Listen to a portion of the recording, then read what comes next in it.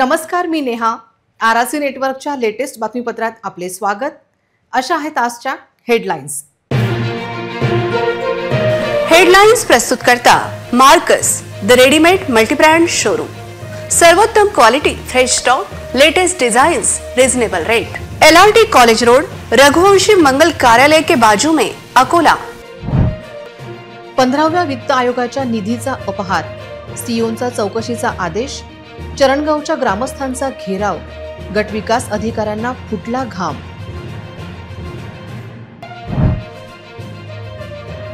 गरीब रुग्णांना कधी मिळतील मोफत औषधे, जिल्हाधिकाऱ्यांनी घ्यावा सरोपचार रुग्णालयाचा आढावा.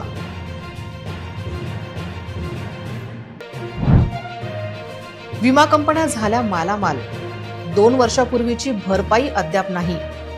संतप्त शेतकऱ्यांनी घातला विमा कंपनीत दांगडो.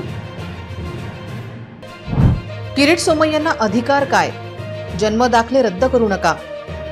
मूर्तिजापूरच्या सामाजिक संघटनांचे आंदोलन, प्रतीक कुरेकरांचा विशेष वृत्तांत.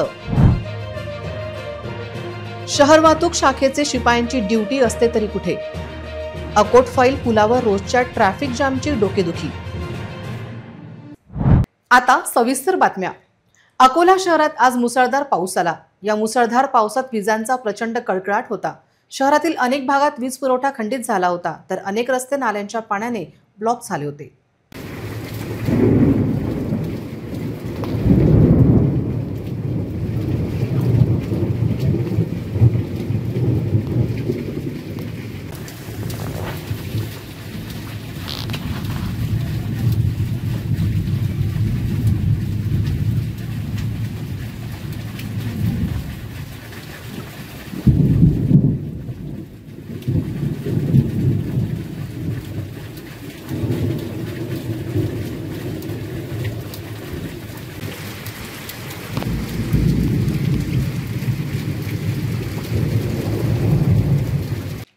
मेघगर्जनेसह आज पडलेल्या पावसाने अकोलेकर चांगलेच भिजले. संपूर्ण अकोल्याचे जनजीवन सायंकाळी 7 वाजता स्तब्ध झाले होते. रस्त्यावर केवळ पाऊस आणि विजांचा कडकडाट भीतीचे वातावरण निर्माण करत होते. त्या बाजूला असलेल्या दुकानदारांनी अकोलेकरांना आज आश्रय दिला. महापालिका प्रशासनाची पुन्हा एकदा पावसाने चांगलीच पोलखोल केली. शहरातील नाल्यांना पूर आला होता आणि रस्त्यावर या पुराचे पाणी होते. अनेकांची वाहने पाण्यात बंद पडल्याचे चित्र होते. मुसळधार पावसाने आणि विजांच्या कडकडाटाने शहरातील अनेक भागातील वीज पुरवठा खंडित झाला होता. तो उशिरा रात्री कधीतरी सुरू होईल अशी अपेक्षा नागरिकांना आहे. अनेक ठिकाणी वृक्ष कोसळल्याची माहिती आहे. सायंकाळी 6:45 ते 7:30 या वेळेत अकोलेकरांनी पहिल्यांदाच निसर्गाचे रौद्ररूप पाहिले. अकोल्यातील मुसळधार पाऊस पाहता ढगफुटी झाली काय, असा प्रश्न अकोलेकरांनी विचारला. कानठळ्या बसणारा विजांचा आवाज आणि मुसळधार पाऊस या दोन्हींचे मिश्रण आज अकोलेकरांनी सायंकाळी अनुभवले. मुसळधार पाऊस आणि विजांमुळे नेमके कुठे आणि किती नुकसान झाले ते मात्र कळू शकले नाही. 15व्या वित्त आयोगाच्या निधीतून काम न करता त्या निधीचा गैरवापर करणाऱ्यांवर कारवाई होत नसल्याचा संताप चरणगाव येथील ग्रामस्थांनी आज जिल्हा परिषदेत व्यक्त केला. अधिकाऱ्यांना घेराव घालून देखील त्यांनी अरेरावीची उत्तरे दिलीत.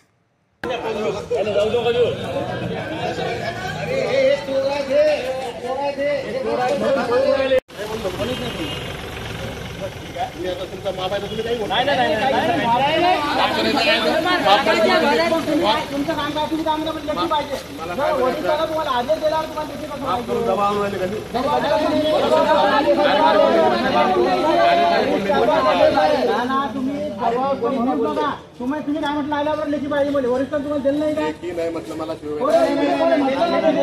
हो येऊ द्या ना म्हटलं तुम्ही काय बोललो तुम्ही काय म्हटलं आदेश तुम्हाला आला का मग आदेश म्हणजे काय होते आदेश म्हणजे काय होते आदेश कमी करायचं नाही. पंचायत समिती पातूर अंतर्गत 8 ते 10 गावांच्या ग्रामसेवकांनी कोणतीही खरेदी किंवा काम न करता 15व्या वित्त आयोगाची रक्कम परस्पर काढल्याचा आरोप एका तक्रारीतून करण्यात आला आहे.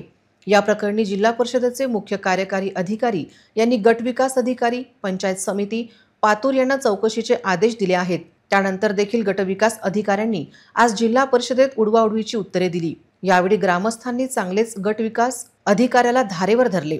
पातूर पंचायत समिती अंतर्गत 8 ते 10 गावांचे ग्रामसेवक गावात हजर न राहता कामा नये, तसेच त्यांनी कोणतेही साहित्य खरेदी न करता शासनाच्या निधीचा उपहार केल्याची ओरड होत आहे। या प्रकरणाची दखल घेत मुख्य कार्यकारी अधिकाऱ्यांनी चौकशीचे आदेश दिले असताना गटविकास अधिकारी मात्र आपल्या धुंदीत असल्याचे चित्र होते। संबंधित कर्मचाऱ्यांविरुद्ध शिस्तभंगाची कार्यवाही करून त्याचा प्रस्ताव तातडीने जिल्हा परिषदेकडे पाठवण्याचा आदेश जिल्हा परिषद मुख्य कार्यकारी अधिकारी यांनी दिल्यानंतर देखील गटविकास अधिकाऱ्यांची भूमिका संशयास्पद असून त्यांची चौकशी गरजेची असल्याची माहिती प्राप्त झाली आहे। शासकीय वैद्यकीय महाविद्यालय आणि जिल्हा सर्वोपचार रुग्णालयात अपुरा औषधी साठा आहे, त्यामुळे तातडीने सर्व प्रकारच्या औषधी रुग्णांकरता उपलब्ध करून देण्यात याव्या अशी मागणी रुग्ण व त्यांच्या नातेवाईकांनी केली आहे। शासकीय वैद्यकीय महाविद्यालय व जिल्हा सर्वोपचार रुग्णालयात ओपीडीची चिठ्ठी काढून डॉक्टरांनी तपासणी निदान केल्यानंतर संबंधित डॉक्टर औषधे लिहून देतात। काही औषधी रुग्णालयात उपलब्ध असतात, परंतु डोळ्यांचे ड्रॉप, कानाचे ड्रॉप, मलम आणि इतर महत्त्वाच्या औषधी उपलब्ध नाहीत असे सांगून बाहेरून आणण्यास सांगतात। बाहेरून आवाजवी भावाने औषधी आणणे शक्य नसते, परिणामी रुग्णांची तब्येत आणखी बिघडून रुग्णाला भरती करावे लागते। याबाबतही लक्ष देणे आवश्यक असल्याचे तक्रारीत म्हटले आहे। गेल्या 2 वर्षात शेतकऱ्यांचे झालेले नुकसान विमा कंपन्यांनी भरून दिले नाहीत, त्यामुळे संतप्त झालेल्या शेतकऱ्यांनी आज शेतकऱ्यांना त्रास देणाऱ्या विमा कंपनीकडे धाव घेतली, पण त्यांना म्हणावे तसे यश प्राप्त झाले नाही। जिल्ह्यातील शेतकऱ्यांचे 2023 व 2024 मधील खरीप व रब्बी पीक विम्याची रक्कम अद्याप शेतकऱ्यांच्या खात्यात जमा न झाल्याने शेतकरी आक्रमक झाले। आज शहरातील HDFC ॲग्रो कंपनी कार्यालयावर शेतकऱ्यांनी मोर्चा काढीत कंपनीच्या अधिकाऱ्यांना घेराव घेतला। पंतप्रधान पीक विमा योजनेत असंख्य शेतकऱ्यांनी नुकसान झाल्याची तक्रारी विमा कंपनीकडे दाखल केल्या, परंतु होत्या अद्यापपर्यंत पैसे दिले नाही। पैसे कधी मिळणार असा जाब विचारला। जोपर्यंत शेतकऱ्यांना पीक विम्याची रक्कम मिळणार नाही तोवर कार्यालयाचे कामकाज होऊ देणार नाही अशी भूमिका शेतकऱ्यांनी घेतली होती। यावेळी शेतकरी संघटनेच्या पदाधिकाऱ्यांसह जिल्ह्यातील शेतकरी मोठ्या संख्येने उपस्थित होते। यावेळी कोणतीही अनुचित घटना घडू नये यासाठी पोलीस बंदोबस्त सुद्धा तैनात करण्यात आला होता। पीक विमा कंपनीच्या अधिकाऱ्यांच्या म्हणण्यानुसार 15 कोटी रुपये जिल्ह्यातील शेतकऱ्यांचे बाकी आहेत, परंतु असंख्य शेतकऱ्यांच्या तक्रारी पीक विमा कंपनीने केल्या आहेत। तसेच सर्व शेतकऱ्यांच्या नुकसान भरपाईची रक्कम 50 कोटीच्या वर जात असल्याची माहिती पीक विमा कंपनीने दिली आहे। या बाबतीत कार्यवाही सुरू आहे। कृषी अधीक्षक यांनी पीक विमा कंपनीच्या कार्यालयाला शेतकरी संघटनेच्या उपस्थित शेतकऱ्यांच्या समस्येवर चर्चा करण्यासाठी एक कॅम्प आयोजित केला होता, परंतु इथं विमा कंपनीचे वरिष्ठ अधिकारी कोणी उपस्थित नाही आहे। जिल्हा कृषी अधीक्षक कार्यालयातील कर्मचारी येऊन गेले, परंतु असं ठोस कुठलंही आश्वासन आम्हाला भेटलं नाही किंवा शेतकऱ्यांचे पैसे का थांबवलेले आहे याचंही उत्तर मिळालं नाही। त्याच्यामुळे जोपर्यंत आम्हाला आमचा पैसा भेटत नाही किंवा पैसे कोण्या दिवशी खात्यात येते ती तारीख मिळत नाही तोपर्यंत आम्ही इथून उठणार नाही। तोपर्यंत या विमा कंपनी कार्यालयात आम्ही इथं ठाण मांडून बसलेला आहोत। सन 2024 मध्ये नायब तहसीलदारांच्या माध्यमातून दिलेले जन्मदाखले रद्द करू नयेत अशी मागणी सर्वपक्षीय सामाजिक संघटनांनी निवेदनाद्वारे केली होती। मूर्तिजापूर येथील उपविभागीय अधिकारी संदीप कुमार अपार यांच्या माध्यमातून ही निवेदन पाठवण्यात आले आहेत। पूर्वी न्यायालयाचे अधिकार काढून जन्मदाखले देण्याचे अधिकार तहसीलदारांना देण्यात आले होते। त्यानंतर तहसीलदारांनी नायब तहसीलदारांना आदेश देऊन गरजू लोकांकडून शासनाने मागितलेली कागदपत्रे तपासणी करून जन्मदाखले देण्याचे आदेश दिले होते। शासनाच्या नियमांचे पालन करून हे जन्मदाखले तयार करण्यात आले। ज्या लोकांचा जन्म घरी झाला होता आणि ज्यांची नोंद नगर परिषदेत नव्हती त्यांच्यासाठी हा एक सोयीचा मार्ग होता, परंतु माजी खासदार किरीट सोमय्या यांनी यात अडथळा आणला। त्यांनी 2024 मध्ये ज्यांनी जन्मदाखले काढले ते रोहिंग्या बांगलादेशी असल्याचा आरोप केला। या आरोपानंतर जिल्हाधिकाऱ्यांनी सर्व अधिकाऱ्यांना कामाला लावले। यावर नागरिकांना त्रास देणारे हे किरीट सोमय्या कोण असा संतप्त सवाल नागरिकांनी केला। जिल्हाधिकाऱ्यांच्या चौकशीत एकही रोहिंग्या बांगलादेशी आढळला नाही असा अहवाल सादर करण्यात आला, तरीही शासनाने हे जन्मदाखले रद्द केले। हा लोकांवर अन्याय असल्याचे मूर्तिजापूरकरांचे म्हणणे आहे।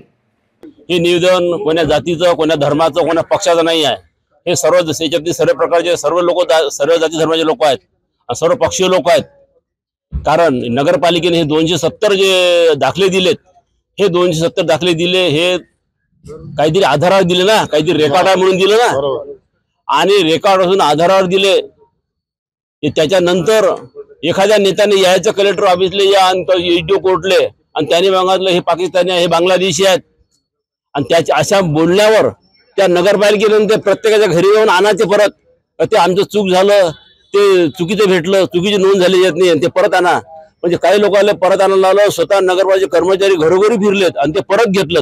हे तर बरोबर नाही ना. जन्म दाखले रद्द किए नगरपालिका में। एक तो 1970 से पहले, मतलब 1970, 69, 68, 50, 40, 1940 रिकॉर्ड ही नहीं है, नष्ट हुए हुए है। तो वो जब भी जाता है जो वहाँ पर आदमी, उसको वो बोलते हैं यहाँ रिकॉर्ड है नहीं, उसको तहसील में भेजते। बाद में तहसील में से उसने जब जन्म दाखला बना लिया, पूरे कागजात दिए, जब तहसील वालों ने, कर्मचारियों ने जब उनको दाखला दे चुके, जन्म दाखला, उसके बाद एक आदमी कलेक्टर ऑफिस में एक दिन आता है और उनको बांग्लादेशी बताकर रद्द किया जाता है। ये कहाँ का इंसाफ है? इसमें कई शिक्षा के बच्चे हैं, उनका नुकसान हो रहा है। तो मेरी सरकार से ये अपील है की ये ढोंग नष्ट किया जाए। ज्या अर्थी एक दिवस तो किरीट सोमय्या येतो आणि कलेक्टर साहेबाला म्हणतो की बा हे जे आहेत हे दाखले, ते रोहिंग्याचे दाखले, हे दुसऱ्या देशातून लोक आलेले आहेत, यांना दाखले देण्यात आलेले आहेत, हे सर्व दाखले रद्द करा। शासन एवढं घाबरण्यासाठी येतो, तो काही तसातच अख्ख्या महाराष्ट्रातले किंवा जिल्ह्यातले आमच्या ते सर्व जन्माचे दाखले स्टॉप होऊन जातात। मग त्याच हिशोबाने हे यंत्रणा पुढचं पाऊल का बरं करत नाहीत, का बरं टाकत नाहीत, त्याच्यावर का बरं कारवाई करत नाहीत? कारवाई म्हणजे जर ते खरोखर ते जर लोक ह्या देशात एवढ्या वर्षापासून राहत असतील किंवा नसन राहत, हे पडताळणी करणं हे शासनाचं काम आहे। मग त्याला विलंब का? त्या लोकांना एवढ्या वर्षापासून ते राहत आहेत, त्याला दाखले देत आहेत, मग यांच्यात चुकी कोणाची आहे? शासनाचीच आहे। मग ह्या विषय जो आहे, ह्या विषयाकडे गांभीर्याने शासनाने लक्ष देऊन, तो जो किरीट सोमय्या आहे तो काय मंत्री आहे की कोणत्या शासनाचा तो एखादा अधिकारी आहे? मग त्या हिशोबाने त्या लोकांच्या म्हटल्यानं एवढा देशात परिवर्तन होतो, एवढ्या राज्यात परिवर्तन होतो, तर मग तेवढं कास्तकारासाठी सुद्धा परिवर्तन व्हायला पाहिजे। औरंगजेबाच्या पोस्टरवर दुग्धाभिषेक आणि जलाभिषेक करून शहरातील शांतता व सलोख्याला बाधा निर्माण करणाऱ्या आरोपी विरुद्ध गुन्हा दाखल करण्यात आला आहे। या प्रकरणी सिटी कोतवाली पोलिसांनी 3 आरोपींना अटक केली आहे। 9 सप्टेंबर रोजी अकोला शहरात ईद ए मिलादुन्नबी निमित्त काढण्यात आलेल्या मिरवणुकीदरम्यान अंदाजे 8 ते 10 अज्ञात व्यक्तींनी बियाणी चौक येथे औरंगजेब इब्राहिम गाझी यांच्या पोस्टरवर दुग्धाभिषेक आणि जलाभिषेक केला। त्यांनी या कृत्यांचा व्हिडिओ तयार करून तो जाणीवपूर्वक व्हायरल केला, ज्यामुळे धार्मिक भावना दुखावल्या गेल्या। त्यांच्या या कृतीमुळे शहरातील शांतता आणि एकोपा धोक्यात आला। तसेच मिरवणुकीच्या निर्धारित मार्गाव्यतिरिक्त जाऊन त्यांनी जिल्हाधिकाऱ्यांच्या आदेशाचे उल्लंघन केले। त्यामुळे या 8 ते 10 अनोळखी व्यक्तींविरुद्ध सिटी कोतवाली पोलीस स्टेशनमध्ये गुन्हा दाखल करण्यात आला आहे। घटनेच्या प्राप्त व्हिडिओच्या आधारे पोलिसांनी आरोपीचा शोध घेतला। यात सय्यद शारिक, सय्यद जमीर, शेख आसिफ, शेख अल्ताफ आणि मोहिम खान, मतीन खान यांना अटक करण्यात आली आहे। यांच्या विरुद्ध कायदेशीर कारवाई केली जात आहे। या गुन्ह्यातील इतर आरोपींचा शोध सुरू आहे। इतरही घडामोडींचा आपण आढावा घेणार आहोत, मात्र छोट्याशा विश्रांतीनंतर। अब इंटरनेट महंगा नहीं, सस्ता भी और फास्ट भी, बस 8 रुपए प्रतिदिन में। इतना फास्ट इंटरनेट, हाँ, सिर्फ 8 रुपए प्रतिदिन में। पाइए 20 MBPS स्पीड वाला अनलिमिटेड इंटरनेट, बिना डेटा लिमिट और बिना रुकावट। स्ट्रीमिंग, गेमिंग, डाउनलोडिंग, सब कुछ अब बिना रुके। 20 MBPS अनलिमिटेड इंटरनेट आजमाइए अभी। आज ही कॉल करें हमें और जुड़ जाइए फास्टेट नेटवर्क से। RRC network private limited internet अब सबका हक है, फास्ट और सस्ता अनलिमिटेड। विश्रांतीनंतर पुन्हा एकदा तुम्हा सर्वांचे हार्दिक स्वागत। जीवनात काही मिळेल अशी आशा प्रत्येकाला असते। लाडक्या बहिणींना दर महिन्याला पैसे मिळण्याची आशा असते, पण ज्या लाडक्या बहिणींचे नाव वगळले त्यांच्या देखील आशा पुन्हा पल्लवित झाल्या आहेत। पाहूया RRCचा हा विशेष वृत्तांत। महिला व बालविकास विभागात शासनाने ज्यांचे लाभ थांबविले आहेत त्यांचे लाभ पुन्हा सुरू करण्यासाठी महिला लाभार्थ्यांची मोठी गर्दी होत आहे। विशेष म्हणजे या लाभार्थी महिलांनी अंगणवाडी सेविकांऐवजी थेट महिला बालविकास अधिकारी कार्यालयात अर्ज सादर केले आहेत। यामुळे प्रशासनासमोर एक नवीन पेच निर्माण झाला आहे। सध्या महिला व बालविकास विभागाकडून पात्र आणि अपात्र लाभार्थ्यांची पडताळणी करण्याचे काम सुरू आहे। या गोंधळांकडे लक्ष देऊन योग्य ठिकाणीच अर्ज करावेत असे आवाहन प्रशासनाने केले आहे, जेणेकरून लाभार्थ्यांची तारांबळ होणार नाही। लाडकी बहीण योजनेच्या पात्र आणि अपात्र महिला व बालविकास अधिकारी यांनी पुढील कार्यवाहीसाठी थेट महिला व बालविकास विभागाकडे पाठवले आहेत। आता यावर शासन स्तरावर अंतिम निर्णय घेतला जाणार आहे। या संदर्भात अधिक माहिती देताना महिला व बालविकास अधिकारी गिरीश पुसदकर यांनी सांगितले आहे की जिल्ह्यातील महिला लाभार्थ्यांनी आपल्या परिसरात असलेल्या अंगणवाडी सेविकांकडेच अर्ज सादर करावेत। यामुळे हा संपूर्ण गोंधळ टळेल आणि प्रक्रिया सुरळीत होईल असे त्यांनी स्पष्ट केले आहे। बुलढाणा जिल्ह्यातील चिखली तालुक्यातील पेठ गावात सध्या भीतीचे वातावरण आहे। गेल्या काही दिवसांपासून गावाच्या शिवारात एक अस्वल फिरताना दिसल्याने ग्रामस्थ चिंतेत आहेत। वन विभागाची टीम आणि स्थानिक गावकरी अस्वलाला पकडण्यासाठी युद्ध पातळीवर प्रयत्न करत आहेत।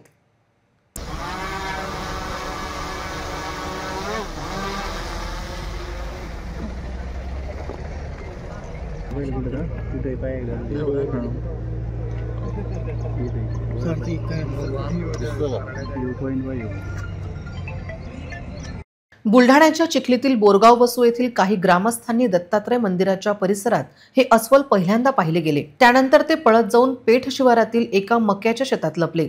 या घटनेमुळे संपूर्ण गावात एकच खळबळ उडाली। घटनेची माहिती मिळताच वन विभागाचे पथक तातडीने घटनास्थळी दाखल झाले।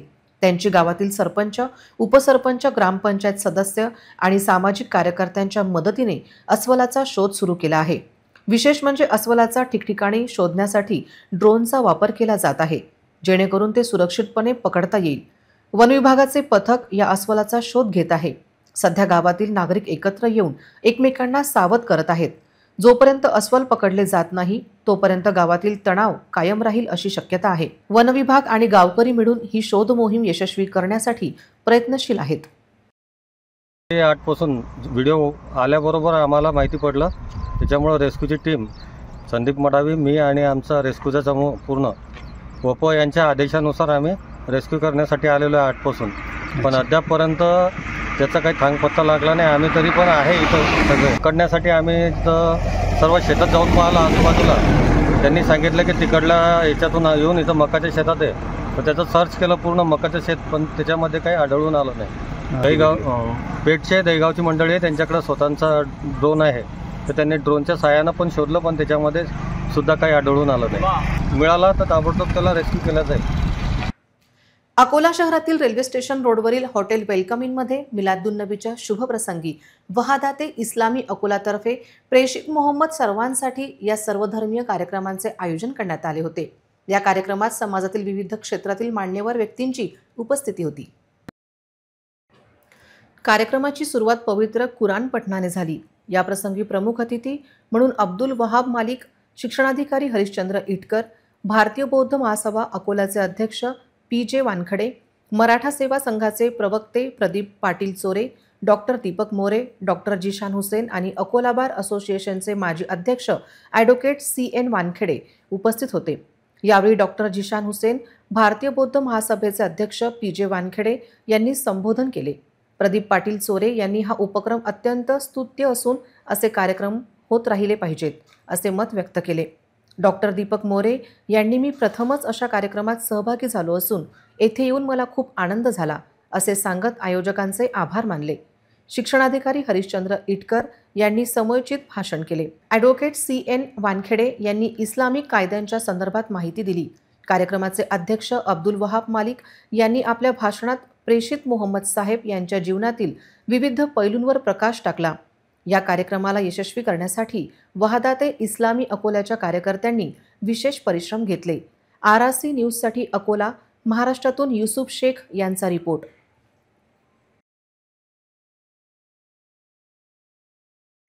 आजचा कार्यक्रम हा उद्बोधनात्मक आहे आणि मानवाच्या विकासासाठी मोहम्मद पैगंबर साहब यांनी जी तत्व सांगितलेले आहेत त्या तत्वाचा आम्ही अंगीकार जर केला तर आमचा विकास होणे निश्चित आहे. आम्ही तो स्वीकार जर केला तर खऱ्या अर्थानं समृद्ध जीवन जगण्याचा मार्ग आम्हाला मिळू शकतो. म्हणून हा आजचा कार्यक्रम जो आहे हा निरंतर सुरू राहावा असं संस्थेला आम्ही सांगू इच्छितो आणि त्यांच्याकडून समाजाला लाभ मिळावा ही इच्छा व्यक्त करतो आणि थांबतो. फजल इस्लामी रबीउल अव्वल के महीने के अंदर में विविध कार्यक्रम करती है, जिसमें से दवाखाने के अंदर में लोगों को खाना खिलाना है, कैदियों को पानी पिलाना है. उसी तरीके से जो है पैगंबर का जो जीवन है वो जो है लोगों तक पहुंचाना है. उसके लिए जो एक सीरीज भी की गई है जिसके अंदर में सीरतुन नबी सीरीज जो 4 भाग है उसमें से 2 हो चुके हैं, अब तीसरा कल है और उसके बाद भी चौथा है. तो लोगों को पैगंबर के जीवन के बारे में पूरी जो है जानकारी मिल जाए. उसी प्रकार जो है अमली जो चीज़ें हैं जिसमें दवाखाने में खाना खिलाने से लेकर तो पुस्तकों का बांटना है, लोगों को समझाना है, ये सब कार्यक्रम किए जा रहे हैं. उसी की श्रृंखला के तौर पर हमारे जो दूसरे यहाँ के भाई है, देश बंधु जो हमारे यहाँ के विविध मजहब के जो लोग हैं उनको बुलाकर प्रेषित मोहम्मद सल्लल्लाहु अलैहि वसल्लम के बारे में भी जो है जानकारी दी गई है ताकि वो भी उसको समझ ले, उसको पढ़ ले और उसके ऊपर जो है अमल करने की कोशिश करे.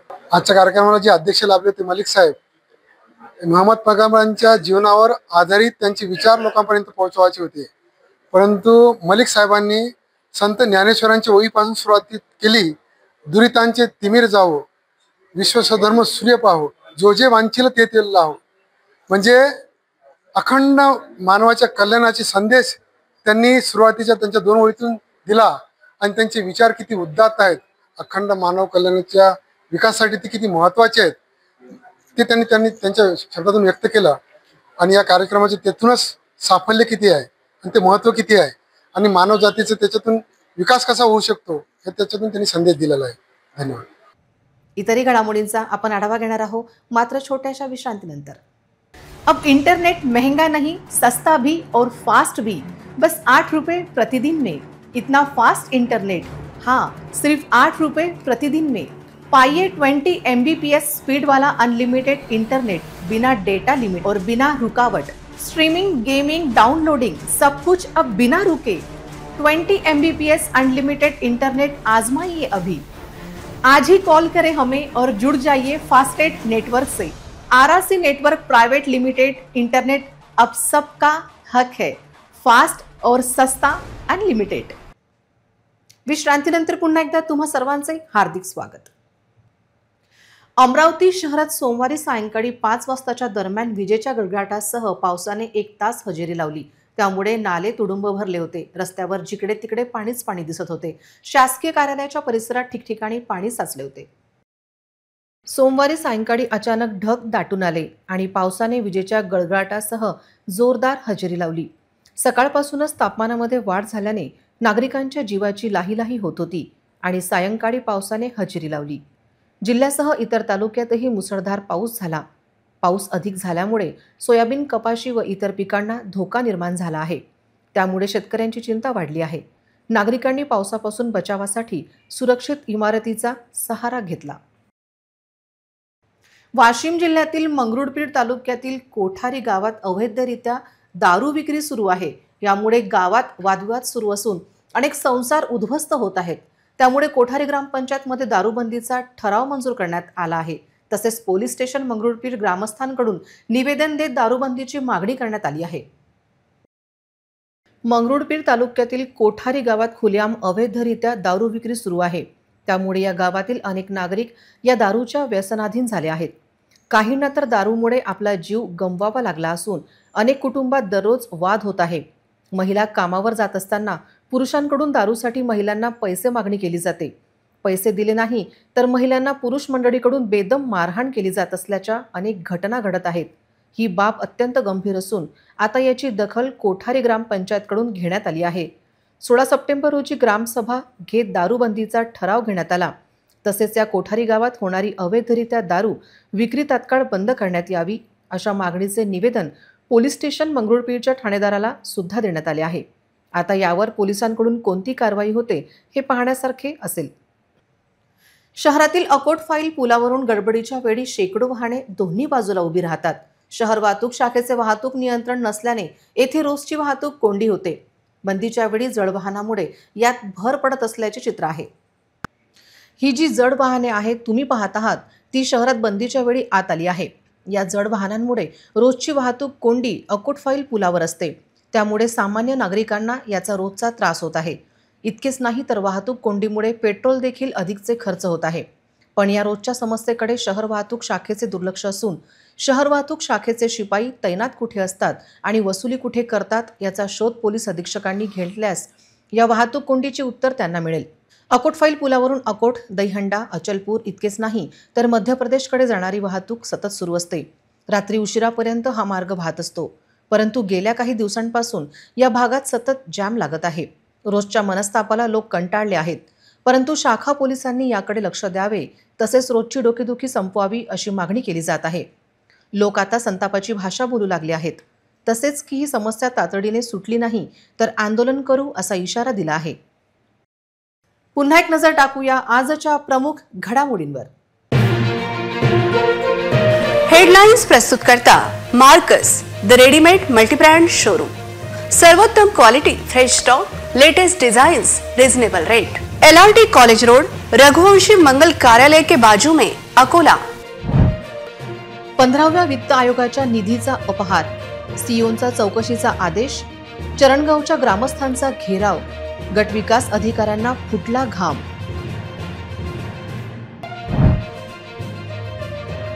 गरीब रुग्णांना कधी मिळतील मोफत औषधे, जिल्हाधिकाऱ्यांनी घ्यावा सरोपचार रुग्णालयाचा आढावा।